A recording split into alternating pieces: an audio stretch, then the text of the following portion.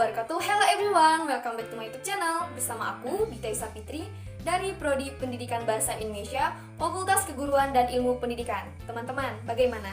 Kalian udah nonton belum videoku sebelumnya mengenai konsep manajemen pendidikan tingkat sekolah dasar? Nah, di video kali ini aku akan membahas bab selanjutnya mengenai konsep manajemen pendidikan tingkat sekolah menengah dengan dosen pengampu Bapak Dr. Muhammad Kristiawan MPD. Teman-teman, di video kali ini kita akan membahas 3 sub materi yang akan menjadi pokok bahasan. Yang pertama, konsep manajemen mutu sekolah menengah. Yang kedua, sasaran mutu pendidikan. Dan yang terakhir, yang ketiga, karakteristik menjadikan sekolah bermutu. Stay tune! Yang pertama, kita akan membahas mengenai konsep manajemen mutu sekolah menengah. Kalian sudah tahu belum apa itu mutu dan apa itu sekolah menengah?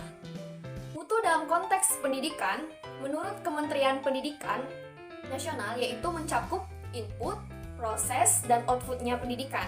Sekolah menengah sebagaimana menurut Undang-Undang Nomor 20 Tahun 2003 tentang Sisdiknas yang menyatakan bahwa sekolah menengah merupakan lanjutan pendidikan dasar.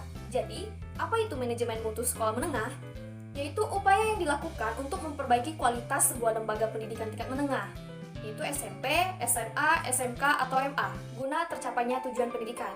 Next, di pokok pembahasan yang kedua, kita akan membahas sasaran mutu pendidikan. Di sini ada 3 aspek penting, yaitu input, proses, output. Input adalah masukan yang penting yang dipergunakan untuk berjalannya suatu proses. Input dalam pendidikan ini terdiri dari kepala sekolah, guru, pegawai ahli, fasilitas lengkap, lingkungan kondusif, kurikulum berstandar tinggi, dana, siswa yang terseleksi, dana pendukung yang cukup. Yang kedua, proses bagaimana kita dapat memproses hal-hal tersebut agar mencapai tujuan yang diinginkan, yang terdiri dari kegiatan belajar mengajar, metode dan pengujian efektif, organisasi, manajemen administrasi yang baik, hubungan masyarakat, ekstrakurikuler yang aktif, pengendalian mutu yang efektif. Yang terakhir, ada output atau keluaran hasil yang diinginkan atau tujuan yang ingin dicapai, yang terdiri dari nilai hasil belajar yang memuaskan, kompetensi yang dicapai di atas standar, tingkat lulusan tinggi, keterserapan ke dunia kerja yang tinggi, kepercayaan masyarakat yang tinggi. Nah, teman-teman, kita tadi sudah membahas mutu sekolah. Jadi bagaimana sih karakteristik untuk menjadikan sekolah itu bermutu?